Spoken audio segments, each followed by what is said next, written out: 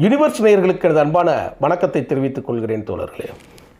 ஒரு மனிதன் பிறப்பு இயற்கையானது, ஆனால் அவனுடைய இறப்பு இருக்கு இல்லையா, அது நாமளே தேர்ந்தெடுத்து கொள்ளலாம். ஆனால் இறந்த பிறகு நமக்கு பின்னால் வருபவர்கள் யார், நமக்கான பணிவிடைகளை செய்வது யார் அப்படிங்கிறது தான் ரொம்ப முக்கியமான காரியம். உன்னுடைய இறப்பிற்கு திரளுகிற கூட்டமும் உன் இறப்பின் போது மனிதர்கள் கூடியிருக்கிறவர்கள் பேசுகிற பேச்சும் தான் நீ வாழ்ந்ததற்கான சாட்சி அப்படிங்கிறதா இயற்கையோட வியதி. அந்த அடிப்படையில் புரட்சித் தலைவர் எம்ஜிஆர் அவர்களுடைய பிறப்பு கண்டியில் நடந்திருந்தாலும், ஆனால் அவருடைய இறப்பு ஒரு முதலமைச்சராக கோடான கோடி மக்களின் மனதில் நிறைந்த ஒரு மாபெரும் தலைவராக இருக்கின்ற பொழுது, முதலமைச்சராகவே இருக்கிற பொழுதும், இந்திய தேசத்தின் உலகத்திலேயே மக்கள் தொகை அதிகமாக இருக்கக்கூடிய இந்த நாடு, மனித இனம் அதிகமாக இருக்கக்கூடிய இந்த நாட்டில் ஒரு ஜனாதிபதிக்கு கிடைக்காத, ஒரு பிரதமருக்கு கிடைக்காத, கட்டிய மனைவிக்கு கிடைக்காத, உற்ற நண்பர்களுக்கு கிடைக்காத, உடன் பயணிக்கும் அமைச்சர்களுக்கும் சட்டமன்ற உறுப்பினர்களுக்கும் கிடைக்காத ஒரு வாய்ப்பு ஒரு கிராமத்தில் இருந்து போன ஒருவனுக்கு கிடைக்கிறது என்று சொன்னால் அதுதான் இயற்கையின் நியதி. இதுதான் எழுதப்பட்டது என்று சொல்லுகின்ற வியதியா நமக்கு தெரியாது. ஆனால் நடந்த உண்மையின் சரித்திரத்தை பதிவு செய்கிறேன் தோழர்களே. ரொம்ப முக்கியம். நீங்களும் நானும் எண்ணியதை எண்ணியாங்கு நாம் செயல்பட்டால் நமக்கான ரிசல்ட் நீங்கள் நினைத்தபடியே நடக்கும் என்பதுதான் எம்ஜிஆர் அவர்களின் மரணத்திற்கு பிறகு நடந்த அந்த காட்சி சாட்சியாகும். சரி, எதுக்கு இவ்வளவு நேரம் பீடிகை? யார் அவர்? எம்ஜிஆர் மரணித்த பிறகு அவருக்கான உடலை சுத்தப்படுத்தி அவருக்கான சீருடை, அந்த உடை இருக்கு இல்லையா, வெள்ளை வேட்டி வெள்ளை சட்டை, பட்டு வேட்டி பட்டு சட்டை, அந்த துண்டு, தொப்பி, கண்ணாடி போட்டு அந்த உடலை தூக்கி கொண்டு வந்து காரில் வச்சு அதுக்கு உண்டான இடத்துல போய் வைக்கிற வரைக்கும் ஒரு சாதாரண ஒரு மனிதன் இருந்து விட்டு அதுக்கு பிறகு அவன் மறைந்துட்டான். அதன் பிறகு லட்சக்கணக்கான மக்கள், கோடிக்கணக்கான மக்களின் கண்ணீரோடும் கதறலோடும் அந்த சந்தன பேழையில் அந்த உடலை வைத்து அடக்கம் செய்யப்பட்டது. அவர் யார்? அதுதான் சொல்லட்டுமா? ரொம்ப முக்கியமான, எல்லாருக்கும் நான் சொல்லும் போதே ஈஸியாக கண்டுபிடிச்சிருவீங்க. ஆனால் என்ன நடந்தது அதுதான் பார்க்குறோம். ஒரு மாணவன் அந்த ஊருக்கு எம்ஜிஆர் போகிறாரு. உள்ளே போய் ஒரு பட்டிக்காடு கிராமம், லைட்டு கம்பி இல்லாத ஒரு கிராமத்தில், தெற்கு சைடில் இருக்கக்கூடிய ஒரு கிராமத்தில் ஒருத்தர் இருக்கிறான். அந்த இடத்துல போய் எம்ஜிஆர் அவர்கள் ஒரு சில்க்கு ஜிப்பா போட்டு அன்னைக்கு வரக்கூடிய காட்சியை அவன் விவரிக்கான் பிற்காலத்தில் எம்ஜிஆர் முன்னிலையிலே. அப்போ தான் எம்ஜிஆருக்கு முதல்ல ஒரு ஈர்ப்பு அந்த தோழர்கிட்ட வருது. இவர் யார் என்று சொல்லுவதை நான் கடைசியில் ஒரு வார்த்தையில் நான் சொல்கிறேன். நான் சொல்லும்போதே நீங்கள் புரிந்து கொண்டால் நீங்கள் கிளாசிக்கல் பர்சன் அப்படிங்கிறத கூட வச்சுக்கலாம். நம்ம ஒரு இயக்குனர், அந்த இயக்குனர் என்ன பண்ணுறாரு, வாய்ப்பு தேடிக்கொண்டு தன்னுடைய வாய்ப்புக்காக தயாரிப்பாளர்கள் அலுவலகங்கள் எல்லாம் காத்து கொண்டிருக்கிற பொழுது, சினிமா துறையில் வேலை பார்த்து கொண்டிருக்கிற பொழுது, திடீர்னு ஒரு கம்பெனிக்கு எம்ஜிஆர் வருகிறார் என்கின்ற செய்தி கிடைக்கிறது. அப்போ சின்னவர் வாராருன்னு சொல்லி ஒரு கீப் குவைட், அப்படியே அமைதியார். அப்போது இளவட்டமாக ஒரு இளைஞர் பருவத்திற்கும் மாணவர் பருவத்துக்கு இடைப்பட்ட இடத்துல இருக்கக்கூடிய அவரும் என்ன செய்கிறாருன்னா ஒதுங்கி நின்று தூரத்தில் பார்க்குறாரு. பார்க்கும்போது எம்ஜிஆர் காரிலிருந்து இறங்கி அந்த தயாரிப்பாளர் அலுவலகத்துக்குள்ளே நுழைகிற காட்சியை பார்க்கும்போது இவர் மனசில் ஒன்று ஓடுதான். இவருக்கு யாருடா சந்திரன் என்று பெயர் வைத்தது? இவருக்கு சூரியன் என்றெல்லாம் பெயர் வைத்திருக்க வேண்டும். ஒரு சூரிய கதிர், ஒரு சூரியனோட துண்டு ஒன்று போவதை சந்திரன் என்று யார் பெயர் வைத்தார்கள் அப்படின்னு பார்க்கும்போதே கையெடுத்து கும்பிட்ற அளவுக்கு இயற்கையாக ஒருத்தர் நடந்திருக்கும். கிராமத்திலிருந்து வந்தவங்க. இப்போது அப்படியே கொஞ்சம் கட்டாகி வெளியில் போகுது. அவர் மாபெரும் ஒரு பெரிய இயக்குனராகி அந்த படம் ஓடுது. அப்போது எம்ஜிஆர் அவர்களை சந்திக்கக்கூடிய நேரம் வருது. அப்போ எப்படி சந்திக்கிறாங்க அப்படின்னா, அவருடைய படம் ரிலீஸ் ஆகுது. அந்த படத்தை அப்படியே பார்க்குறாரு. இந்த படங்கள்லாம் என்னங்கிறத நான் இப்போ சொல்லிடுறேன் கொஞ்ச நேரத்தில். அந்த படம் ரிலீஸ் ஆகுது. ரிலீஸ் ஆகிறதுக்கு பிறகு எம்ஜிஆர் வந்து பார்க்கணும்னு சொல்லி சொல்கிறாங்க. இதை எப்படி அவர் ரசிப்பார், கொஞ்சம் இளவட்ட படமாக இருக்கே, எப்படி ரசிப்பார் அப்படிங்கிறத இருக்கும்போது எம்ஜிஆர் கூப்பிட்டு அவரை பக்கத்தில் உட்கார வச்சு அப்படியே பார்த்துக்கிட்டு இருக்கிறாரு. பார்த்துக்கிட்டு இருக்கும்போது அந்த காட்சிகள் நகல நகல நகல நகல எல்லாம் முடியுது. இறுதி காட்சி வந்து அப்படியே ஸ்டன் ஆகி எம்ஜிஆர் உட்கார்ந்துருக்கு வெளியில் போகுது. இப்போ இந்த இயக்குனர் அப்படியே பார்த்துக்கிட்டு இருக்கிறார். பரவாயில்ல, எம்ஜிஆர் என்ன சொல்ல போகிறாரோ, எதுவும் தப்பாக என்னடா இப்படி எடுத்துட்ட அப்படின்னு சொல்லும்போது அந்த டைரக்டரை கட்டி அணைத்து சொன்ன வார்த்தை, 5-10 அண்ணாக்கள் இருந்து இதை பார்க்க கொடுத்து வைக்கவில்லையே. அவர் யாரை சொல்கிறாருன்னா, பேரறிஞர் அண்ணா அவர்களை, தந்தை பெரியாரை. தந்தை பெரியாரும் பேரறிஞர் அண்ணாவும் 5-10 அண்ணாவும் 100 பெரியார்களும் இதிலிருந்து பார்க்க வேண்டியதை இப்படி அசால்ட்டாக நீ ஒரு படம் மூலமாக சொல்லியிருக்கிறியே அப்படின்னு சொல்லி வாழ்த்துக்கள், நீ நல்லா இருன்னு போயிட்டார். அது என்ன படம் அதையும் நான் சொல்கிறேன். அதே இயக்குனர் இந்த சமூகத்தில் இருக்கக்கூடிய பீடைகளை, இந்த சமூகத்தில் இழிவு நிலையில் மக்களை வைத்திருக்கக்கூடிய ஒரு குணாதிசயத்தை கடவுளின் பெயரால் சாதியின் பெயரால் தின்று கொழுத்து கொண்டு இருக்கக்கூடிய ஒரு அதிகாரங்களை கையில் வைத்து கொண்டு இருக்கக்கூடிய ஒரு கும்பல் பற்றி ஒரு படம் எடுக்கிறார். யார்? பார்ப்பான் வீட்டுக்கதை. 2 பேருக்கு உண்டான கதை, ஒன்றும் கிடையாது. ஒரு இடைநிலை தேவர் வீட்டு சமூகத்தோட பையனும் ஒரு பிராமண வீட்டு பெண் வீட்டு குடும்பமும் 2 பேரும் லவ் பண்ணுற கதை தான். நீங்கள் கண்டுபிடித்திருக்கலாம். நான் சொல்கிறேன் அந்த கதை. அந்த படம் ரிலீஸ் ஆக முடியல.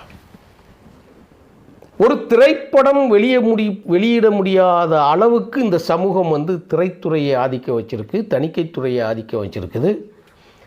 சென்ட்ரல் கவர்மெண்ட்டே கையில் வச்சுருக்கிறான். யாரா அதுதான் பார்ப்பான். அவரால் படத்தை வெளியிட முடியல. பேர் வருங்க படம் வரப்போகுது, கட்டுப்படுத்தி வச்சுருக்கிறேன், வெளியிட முடியலை. இவர் தான் எம்ஜிஆருக்கு இறுதி உடை அடித்தவர். அதனால தான் நான் சொல்ல வரேன். இப்போ எம்ஜிஆர் பார்க்குறார், உள்ளே பார்க்கணும், வேறு வழியே கிடையாது. ஒன்றுமே செய்யாமல் நான் தனி காணொலியாக ஒரு 2-3 மாதங்களுக்கு முன்னால் நான் ஒரு காணொலியில் இதை போட்டிருக்கிறேன். அப்போ அந்த படத்தை பார்த்துட்டு எம்ஜிஆர் விட்டு, இந்த படத்தை எப்படா அவர் வெளியிடாமல் விட்டான்னு சொல்லிட்டு ஜனாதிபதிக்கு தமிழ்நாட்டின் முதலமைச்சர் கடிதம் எழுதுகிறார். தமிழ்நாட்டின் முதலமைச்சர் ஜனாதிபதி வெங்கட்ராமன் என்கின்ற பார்ப்பன சமூகத்தை சேர்ந்தவருக்கு கடிதம் எழுதி இவருடைய தனிப்பட்ட இன்ஃப்ளூயன்ஸை செலுத்தி அதுக்கு பிறகு அந்த படம். இதில் என்ன பெரிய பியூட்டி தெரியுமா? எம்ஜிஆர் அவர்கள் கடைசியாக பார்த்த திரைப்படம் அதுதான். எம்ஜிஆர் தன் வாழ்நாளில் எத்தனை படங்கள் நடித்து கோடான கோடி மக்களின் மனங்களை கவர்ந்து லட்சக்கணக்கானவர்களுக்கு தனது சொந்த நிதியினை கொடுத்து தேடிய நிதிகள் அத்தனையும் கண் பார்வையற்ற, வாய் பேச முடியாத, காது கேட்காத அத்தனை பேர்களுக்கும் அதை தானம் கொடுத்து விட்டு எதுவும் இல்லாமல் 2 கைகளையும் வெளியே வச்சு செத்து போயிட்டார் ஒருத்தர். அப்படி திரைத்துறை மூலமாக வெளிவந்த ஒரு மனிதன் கடைசியாக பார்த்த படம் அந்த படம் தான். இப்போ அவர் இறக்குறாருங்கிற அந்த செய்தி வருது. அந்த செய்தி வந்த உடனே இந்த கிராமத்திலிருந்து ஓடி போய் வந்தான்னு சொல்கிற காட்சியிலே அவர்தான் பாரதி ராஜா என்பது எல்லாருக்குமே தெரியும். அவர் முதல்ல பேசினார்னு சொன்னேன் இல்லையா, எம்ஜிஆர் மனதை எப்படி கவர்ந்தாருங்கிற ஒரு விஷயம் நான் சொன்னேன் இல்லை. என்ன செய்து நடந்திருக்கு தெரியுமா? ஒரு நிகழ்ச்சியில் அவர் பேசிக்கிட்டு இருக்கிறார், நடிகர் சங்க வளாகத்தில் பேசிக்கிட்டு இருக்கிறார். பேசிக்கிட்டு இருக்கும்போது எம்ஜிஆர் கூப்பிட்டு வந்து திடீர்னு பாரதி ராஜாவை கூப்பிட்டு இங்கே வாயா அப்படின்னு சொல்லி கூப்பிட்டு வாழ்த்தி பேச சொல்லிட்டார். பேச சொல்லும்போது தான் அவர் வந்து சொல்கிறாரு, நான் எங்கள் ஊருக்கு எம்ஜிஆர் அவர்கள் ஒரு சூரிய கதிரை போல் வந்து இறங்கிய பொழுது சிறுவர்கள் மத்தியில் நடக்கக்கூடிய எங்களுக்குள்ளே இருக்கக்கூடிய அந்த போட்டி பிரச்சாரத்தில் வந்து என்ன ஆயிடுச்சுன்னா, எம்ஜிஆரோட சில்க்கு சட்டையை யாரா தொடுறாங்கிற போட்டியில் வந்து இதே பாரதி ராஜா தான் நான் ஜெயித்தேன். அப்போ எத்தனை பேரை தள்ளி இருக்கணும், எத்தனை தொண்டர்களை தள்ளி இருக்கணும், எத்தனை நிர்வாகிகளை தள்ளி எம்ஜிஆரோட ஜிப்பாவை தொட்டது நான் தான் சொன்ன உடனே எம்ஜிஆர் தன்னை மறந்து சிரித்திருக்கிறார்.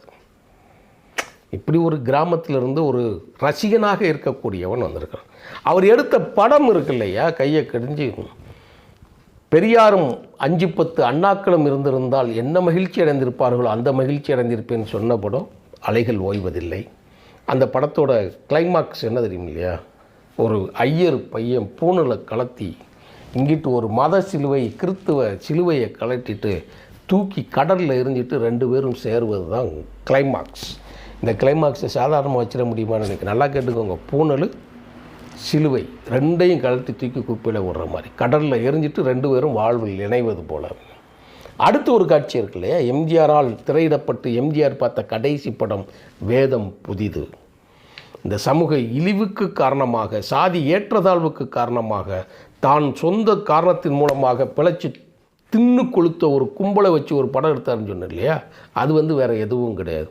வேதம் புதியில் இருக்கக்கூடிய ஒரு மறவர் சமூகம், தேவர் சமூகத்து பையனும் ஒரு ஐயர் வீட்டு பிள்ளையும், இது ஒரு கதையாக இருந்தாலும் ஆத்திகம் நாத்திகம் 2 முரண்பட்டு இருக்கக்கூடிய மாதிரி ஒரு இது. இதையும் நினைத்து எம்ஜிஆர் மிக சிலாகித்து, ஏன்னா பேரறிஞர் அண்ணாவும் தந்தை பெரியார் வழி கொள்கையிலும் வாழ்ந்தவர் இல்லையா? கடைசி வரைக்கும் அந்த காட்சியை பார்த்து ரசித்து கடைசியாக பார்த்த திரைப்படமாகவும் அமைந்தது தான். இந்த நேரத்தில் தான் பாரதி ராஜா அவர்கள் தான் முதல் செய்தி வருது, தலைவர் இறந்துட்டார் அப்படின்னு. சின்னவர் இறந்துட்டாருன்னு பதறி அடித்து கொண்டு ஓடும்போது அந்த வீட்டில் ஜானகி அம்மாவும் அவங்க சொந்தக்காரங்க மட்டும்தான் இருந்திருக்காங்க, யாருமே கிடையாது. அந்த வாய்ப்பு இவருக்கு கிடைக்கி உடனடியாக போய் புரட்சித்தில் எப்பயும் வாயான்னு சொல்லி சிரித்து பேசக்கூடிய அந்த முகம் அமைதியாக இருந்ததைக் கண்டு கண்ணீர் விட்டு கதறி அடுத்து என்ன செய்யணுங்கிறதுக்காக எம்ஜிஆர் உடலை நீரால் குளிப்பாட்டி பட்டு ஆடைகளை உடுத்தக்கூடிய வாய்ப்பு கிடைத்து, சட்டை போட முடியாது இல்லையா? அதனால் பின்பக்கத்தை அப்படியே கத்திரிக்கோளால் வெட்டி முன்பக்கம் போட்டு பின்பக்கத்தை தையல் போட்டு இணைத்து அவருடைய முழு உருவத்தை அப்படியே வச்சு எம்ஜிஆருக்கு தொப்பி மாட்டி எம்ஜிஆருக்கு கண்ணாடி, அந்த கருப்பு கண்ணாடியை போட்டு தூக்கி லிஃப்ட்டில் கொண்டு வந்து இறக்கி காரில் வச்சு உள்ளே கொண்டு போகக்கூடிய வாய்ப்பு யாருக்கு கிடச்சிருக்குன்னா பாரதி ராஜாவுக்கு கிடச்சிருக்கு. ஒரு மாபெரும் படைப்பாளன் ஒரு காம்பவுண்டுக்குள்ளே இருக்கக்கூடிய அந்த திரைவெளிக்கு கிராமத்திற்கு கொண்டு வந்து சேர்த்த ஒரு மாபெரும் ஒப்பற்ற கலைஞன். அவருக்கு கிடைச்சிருக்குது அந்த வாய்ப்பு. அந்த வாய்ப்பை நினைத்துத்தான் அவர் எழுதியிருக்கிறார், நான் கடைக்கோடி கிராமத்தில் இருந்து கடைக்கோடி மனிதனாக இருந்து திரையில் பார்த்த ஒரு நட்சத்திரம் இந்த நாட்டின் தலைவராக உயர்ந்து முதலமைச்சராக மறைந்து இருக்கக்கூடிய நேரத்தில் அவரின் இறந்த உடலை தூக்கக்கூடிய வாய்ப்பு எனக்கு கிடைத்தது என் வாழ்நாள் பாக்கியமாக நான் கருதுகிறேன் என்று சொல்லி அவர் செய்த பதிவு இருக்கு இல்லையா? இதுதான் வரலாற்று பதிவு, இதுதான் கொடுப்பினை என்கிறது. இது எல்லாருக்கும் கிடைச்சிடாது, எல்லாருக்கும் கிடைச்சிடாது. இது கிடைக்கக்கூடியவர்களுக்கு மட்டும்தான் அந்த வாய்ப்பு கிடைக்கும். மனிதரில் புனிதர் அப்படின்னு சொல்லி பேசக்கூடிய அந்த மாபெரும் மனிதரின் இறுதி நிகழ்வில் இறுதி உடையை போட வாய்க்கக்கூடிய பாரதி ராஜாவுக்கு தான் என்பதை சொல்லி அவர் தன் வாழ்நாள் முழுவதும் சிலாகித்து இன்றைக்கி இருக்கிறார்ல, இன்றைக்கும் அதை நினைத்து அவர் சிலாகித்து இருக்கிறார்ல. அவருடைய தனிப்பட்ட எத்தனையோ செய்திகள் இருக்குது, சொல்கிறது 100 செய்திகளுக்கு மேலே காணொளிகள் போடலாம், அவ்வளவு செய்திகள் இருக்குது. ஆனால் என் வாழ்நாளில் மிகப்பெரிய பெருமையான சம்பவமாக இதைத்தான் கருதுகிறேன் என்று சொல்கிறதவே அதுவே ஒரு பெரும் பாக்கியமாக, ஒரு செய்தியாக தங்கள் முன்னால் இதை வைப்பதற்கு நான் பெருமைப்படுகிறேன் தோழர்களே. நன்றி, வணக்கம் தோழர்.